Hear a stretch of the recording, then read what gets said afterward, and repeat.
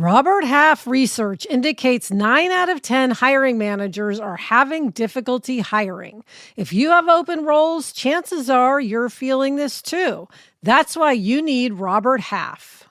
Our specialized recruiting professionals engage with our proprietary AI to connect businesses of all sizes with highly skilled talent in finance and accounting, technology, marketing and creative, legal, and administrative and customer support. At Robert Half, we know talent. Visit roberthalf.com today. Hello and welcome to Happier, a podcast where we talk about strategies and suggestions for living happier, healthier, more productive, and more creative lives. This week, we'll talk about why it can be helpful to schedule a loose ends day, and we'll do an interview with Aliza Pressman about being a happier, more effective parent.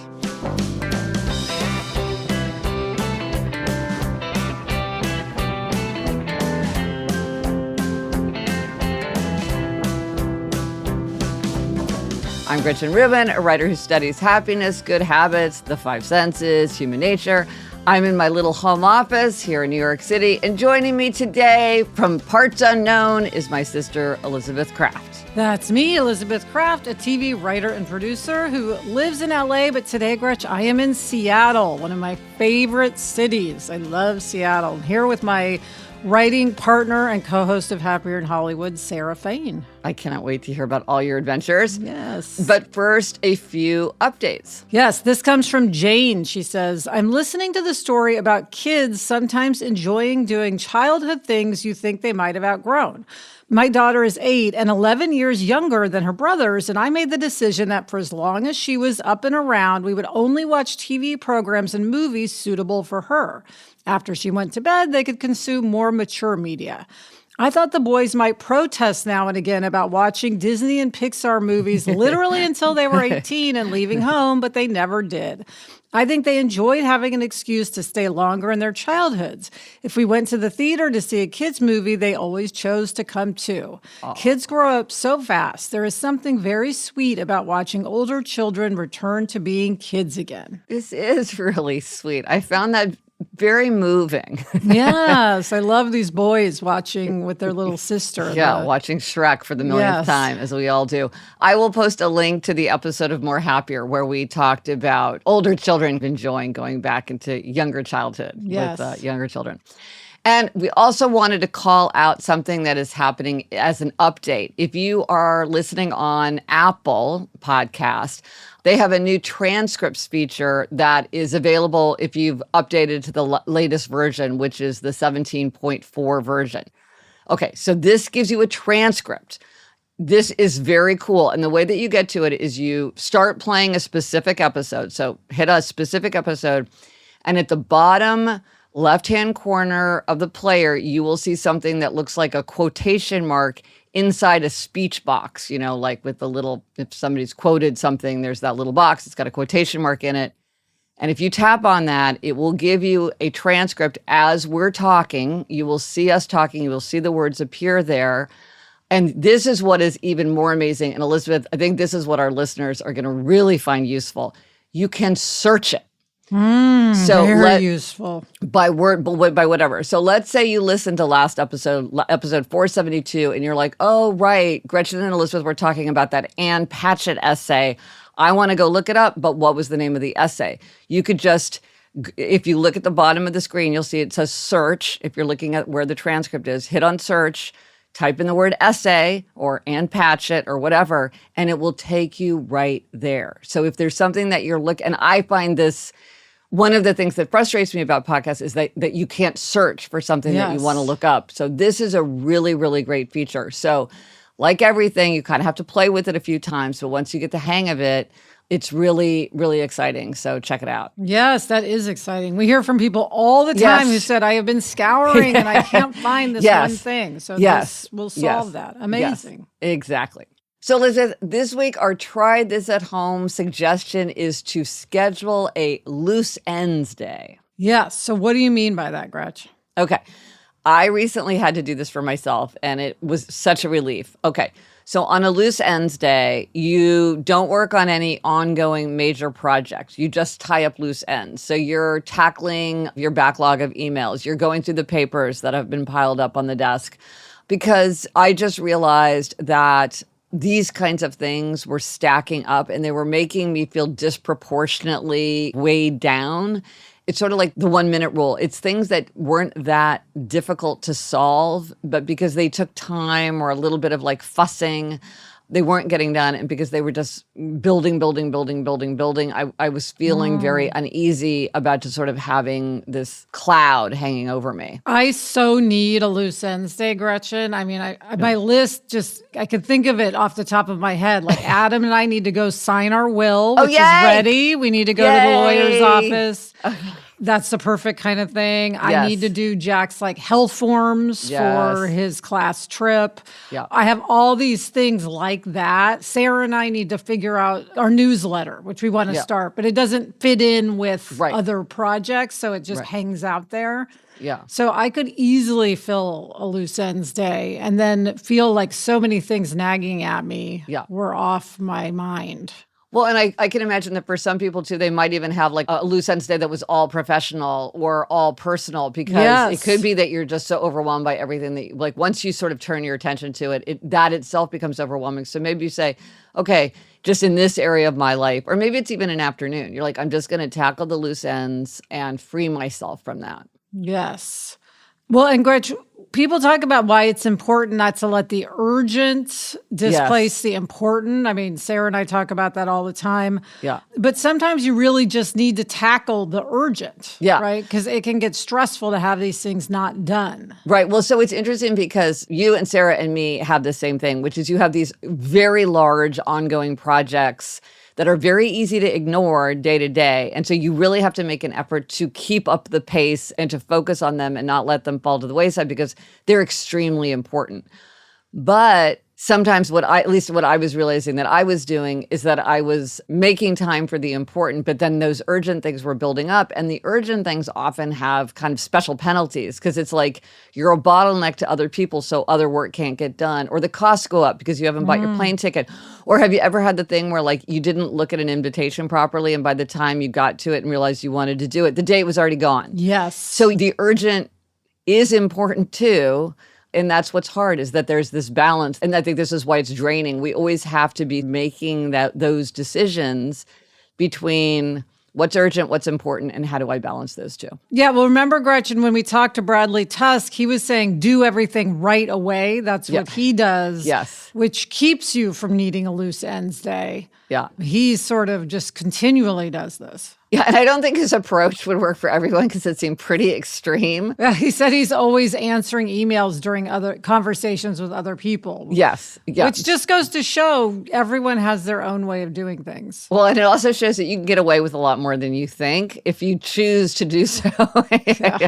Right. But so we all have to find that balance. And I think it's one of those things where it is a struggle to find that balance. But maybe it's like for me, it's good to say, okay, well, now I'm going to officially set aside for this. And then I feel like, okay, this is what I'm supposed to be doing. It gets me out of that balancing because I'm like, now I'm not balancing. Now I'm setting aside this afternoon or this entire day, which I did to do it. And what I also found, and this might be something that a lot of people do, which is I will often use paperwork or notes that I've taken or something as visual reminders of something that I need to get done, or it's some piece of information that I want to keep salient.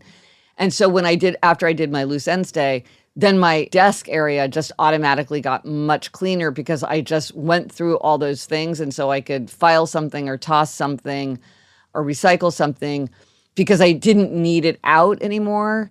Because I do use that as a useful tool to like leave things out. Then the part of me that wants to clear clutter gets very annoyed by that. And so I feel both visually relieved as well as mentally relieved. Yes. I love when I can toss a Post-it note that has, you love a Post-it note. Yes. I put them everywhere. And I love when I've actually done the thing on the note and I can toss it. No, I remember the last time I cleared clutter in your office. You always had like a little spark of glee when you're like, oh, that one's out of date. I can get rid of that. Yeah, yeah. Well, let us know if you do try this at home and how scheduling a loose ends day works for you. Let us know on Instagram, TikTok, Facebook, Threads. Drop us an email at podcast@gretchenrubin.com. Or as always, you can go to the show notes. This is happiercast.com/473 for everything related to this episode. Coming up, we've got a hack about how you might celebrate a milestone birthday. But first, this break.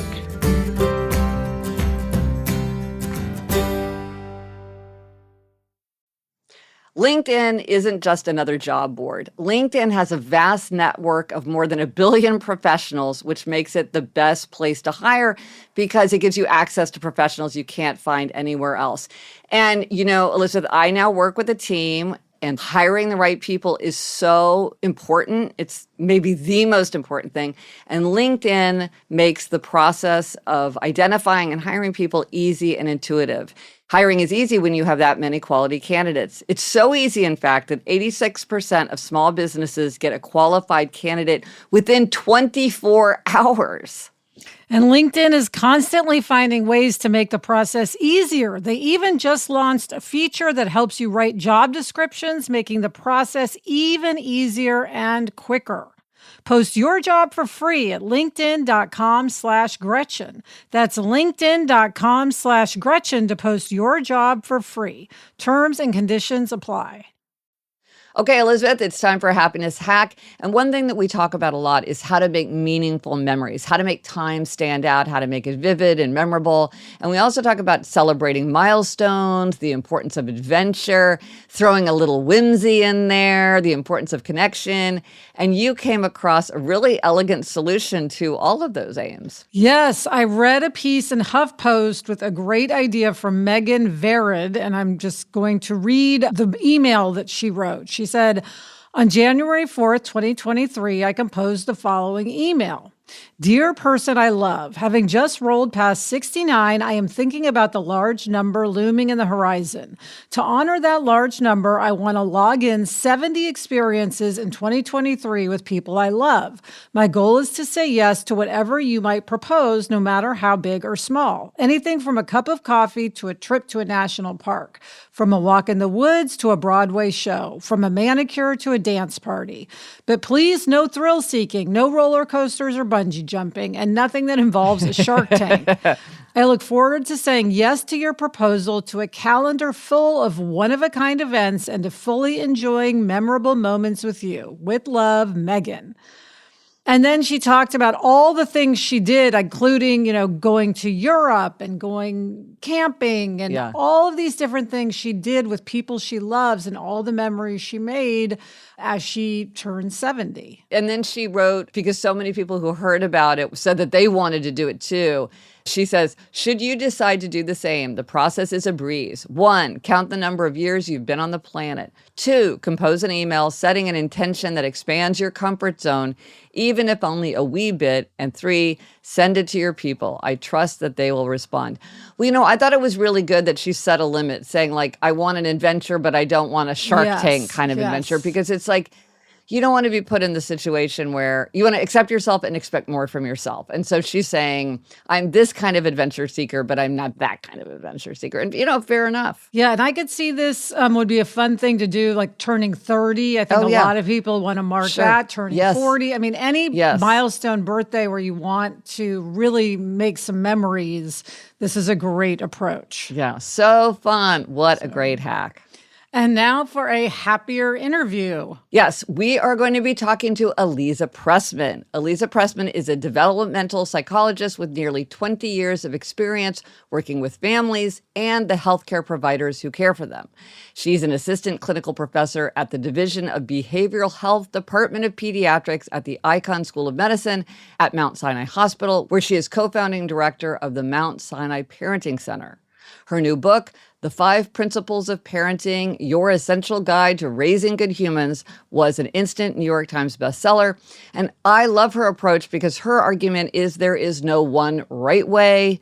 to raise good humans. And I'm a big believer in the idea that there are many ways, many right ways to do things. Aliza is also the host of the hit podcast, Raising Good Humans, where she talks to experts and parents about the most effective approaches and tools for raising good humans. Relevant to that, Aliza is the mother of 2 kids herself. Welcome, Aliza. Hey, Aliza. Hello. Thanks for having me. We're so happy to be talking to you today. Can't wait to dive in. Yes. Okay, now, Aliza, this question may be too on the nose, but can you just tell us what are the 5 principles of parenting? I like simplicity, Yes. so I'm glad you asked. Oh, good. Relationship, reflection, regulation, rules, and repair. So you like simplicity and you like alliteration, clearly. Yes. And I like that. Well, I was just thinking maybe I'm sharing too much about where my brain is right now, but I just think that we have so much to remember. So I took the research. It's not like I was like, these are the things that are most important. I drew exclusively from the literature, but I wanted to make it easy to remember. Right. Because I can't remember anything anymore. So of the 5, just do a quick overview about what each word sort of is reminding us to work toward. So relationship could be, we hear about relationship all the time as we think of it as connection, attunement, presence. I would say in the science of child development, we might think of attachment relationships, attachment theory, secure attachment.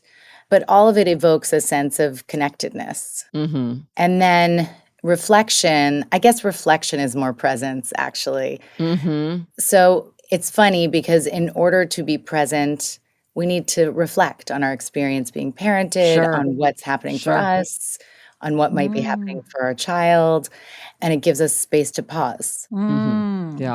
Yeah. And regulation, that sounds important. Yeah.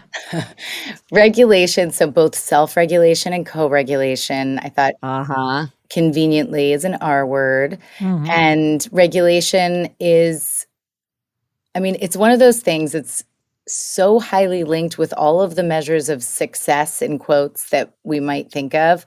And it's more predictive of even academic success than IQ. So regulation's important whether you're into woo-woo or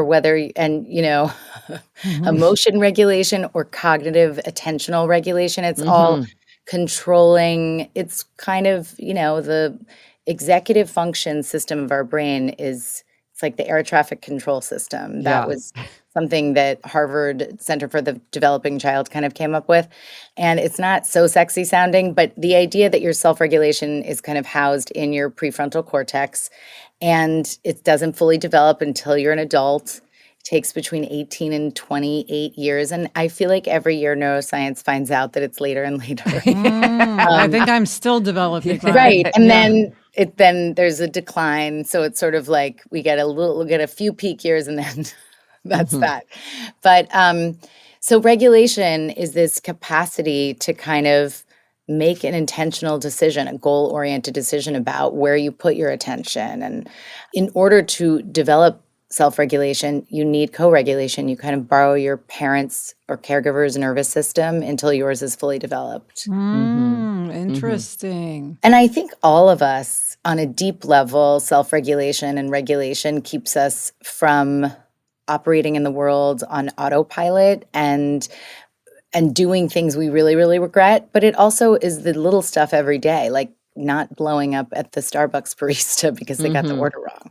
And I should say that all 5 of these are meant, and this is just true about the science and also people, they're meant to be more often than not all the time. Obviously, we can't do all this all the time. That wouldn't even be appealing. Who wants that around? Somebody who's just always perfect. And then rules are boundary. I think of rules as boundaries and limits. So your personal and interpersonal boundaries, and then the behavioral limits that you set to help our, anybody that is around us that we're guiding or in general relationships move through the world in a way that acknowledges you're not the only person.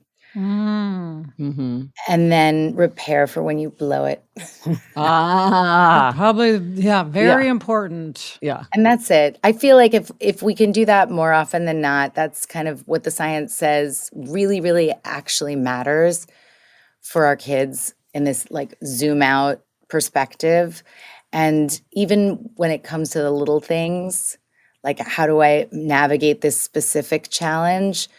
I am so boring because I'm always going back to the same answer. Like I'm like, it's not as complicated as we make it out to be. You don't need a course on each different moment in our parenting. It feels like we do, but it always boils down to the same stuff. It's just like translating it in a way that makes sense for a particular circumstance or your particular family. Well, what do you think is the most common misconception that people have about being a parent? Probably that there's like a right recipe and a right way.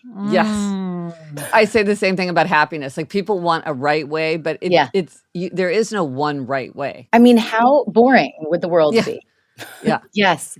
My entire goal for this book and also just generally in my work is providing relief along with support. But like if it's not relieving, it's a me problem. Like I'm not doing my job right. As somebody who talks to people a lot about happiness, something that people often say to me is that, they repeat that old adage, you're only as happy as your least happy child, which I get it. I have 2 daughters myself, but it's also the case that we don't want to make our own happiness dependent on someone else because they're outside our control. So what is your response when somebody says that to you? It is so interesting that you just said that because someone just did say that to me because they were upset that their child was having a tough week at school. Sure. And I debated. I didn't say anything in the moment because I just thought that wouldn't be, who wants to hear my commentary right then? But I flagged it in my head like I have to go back to that because not only would that not serve us if we're really trying to think about happiness.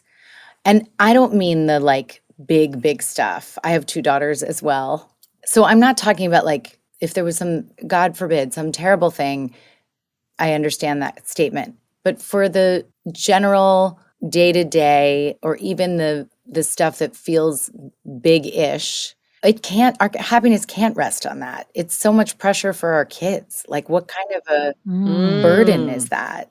I remember the times when I was going through something and I shared that with my mom, whom I love, and I totally know that she was just feeling my feels. But I was a little bit like, can I have my divorce without it being sad for you so I can focus? Like, do I need to take care of your feelings in this moment?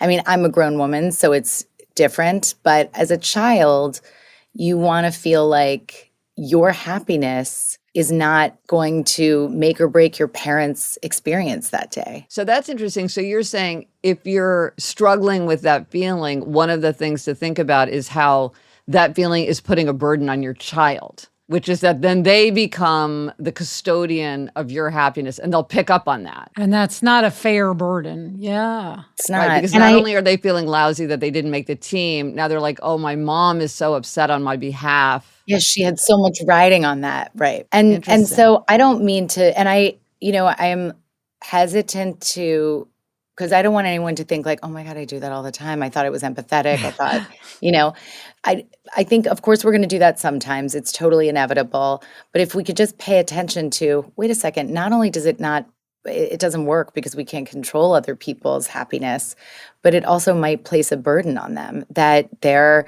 meant to have a particular feeling at all times or we will be hurting. In his memoir, Bob Dylan writes something about his wife at the time where he said, like, the one thing he admired about her was that she had her own built-in happiness, that she wasn't dependent on him or anyone else for her happiness. And I always like that phrase, that she had built-in happiness, meaning like she was the custodian of it herself. I love that. Yeah. I'll look up the quotation. I'll put it in the show notes and get the wording exactly. Bob Dylan. Brilliant. Correct. Yes. Well, Aliza, we love to ask our guests if they have a try this at home tip for our listeners, some little thing that can make life happier, more productive, more creative. Do you have a tip for listeners? So I have a practice for listeners. And I think it's very on the nose and we can do it together or sometime today, maybe try it. But you ask a question. It's great to do with someone else, with your child, with your partner, with a friend, but you can also do it in your own mind. You ask yourself the same question, and the only rule is that the answers have to keep changing. And the question is, what makes you happy? So you ask what over and over, and I love it. What, you do it every day, or it's like you keep asking it over and over and over? Can we try it? And I'll just ask one of you, Sure. and you can tell me. Okay. What makes you happy? Libraries. What makes you happy? Being on an adventure with my writing partner. What makes you happy? Oh, you're asking me. Yeah. Coffee. Oh, yeah, you got us with that one. We'll all chime in on that one.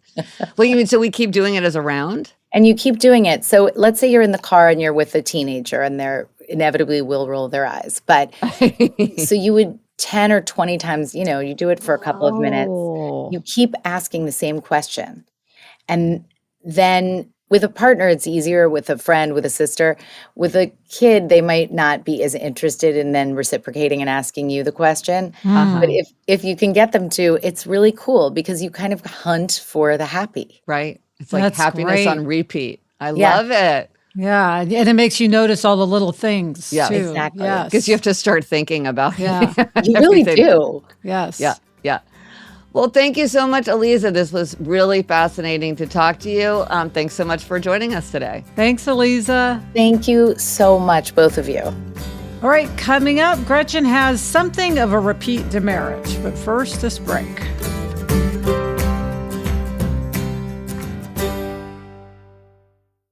This year, I am focused on saving and investing, but I still want to do things like travel.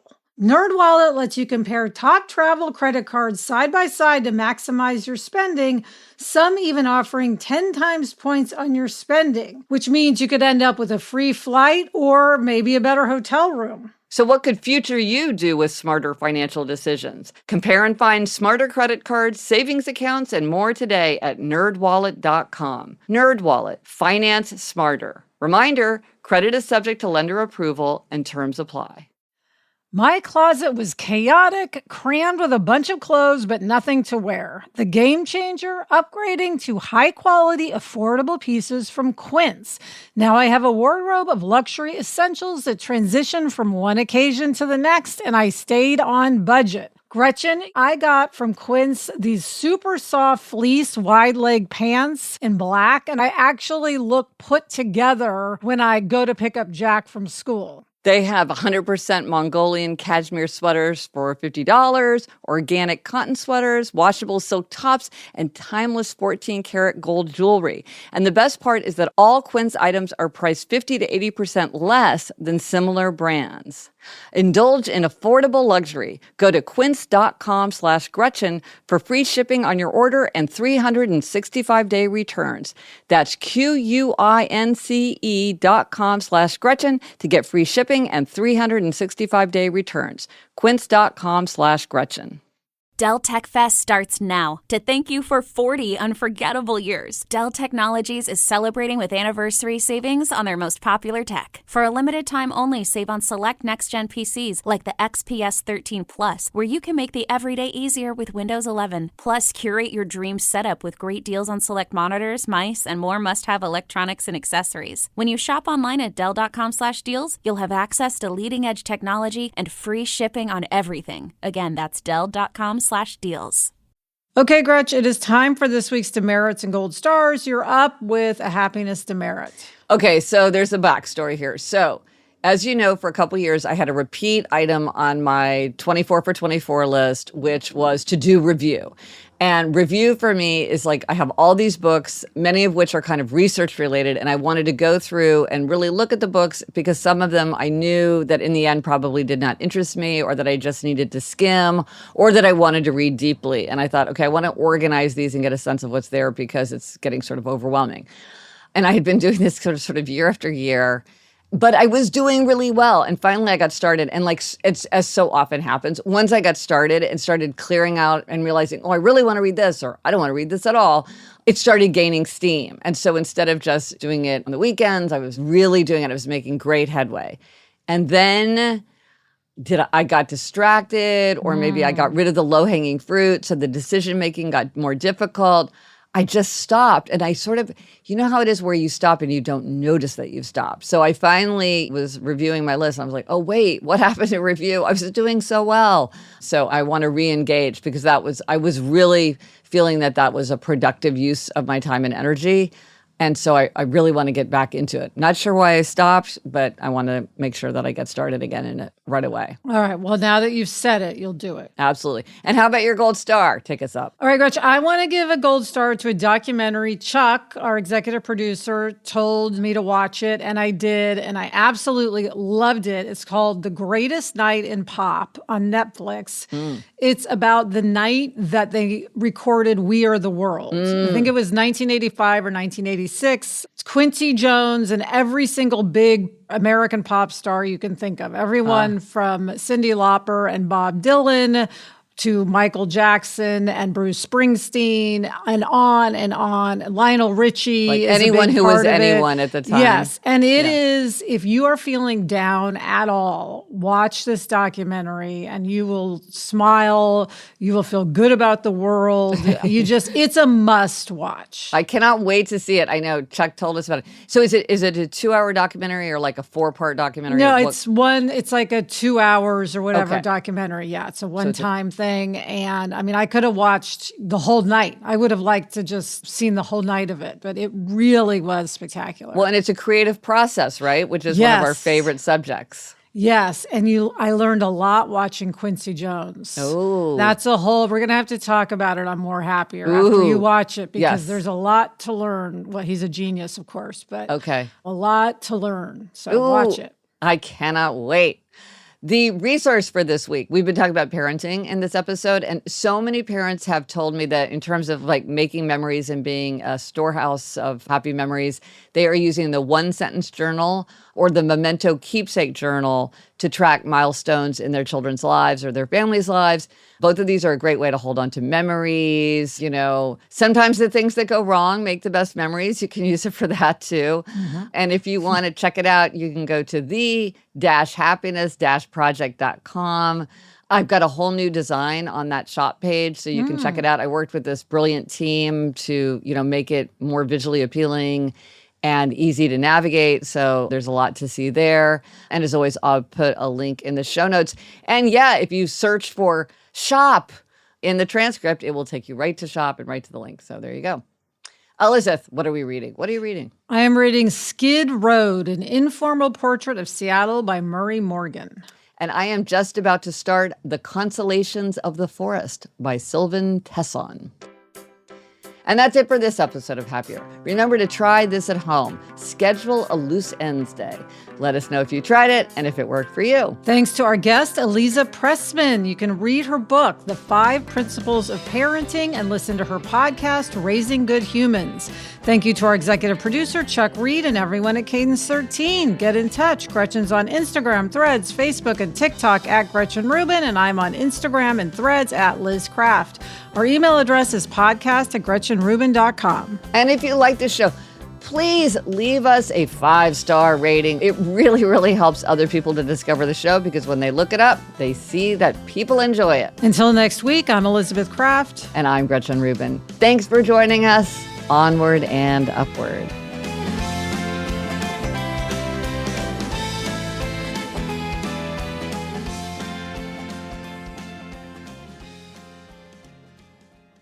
So, Elizabeth, I know that when you and Sarah get together for one of these writerly adventures, you often have a themed drink. You love a themed drink. What was the themed drink in Seattle this time? So we picked a Gold Rush because we're looking into the Seattle Gold Rush. So we did the Gold Rush, which was fun because it's like a bourbon-based drink, which neither of us would normally get. So we branched out. And did you enjoy it? We did enjoy it. Not something we'd make at home, but we enjoyed it, yes. Okay. Excellent.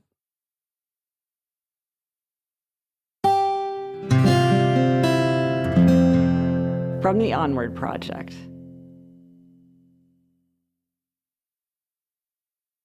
We talk so much about how our dogs make us happier. Barnaby, Nacho, Daisy. We want to share a message from our partner, Spot Pet Insurance, about useful information for people who love their pets.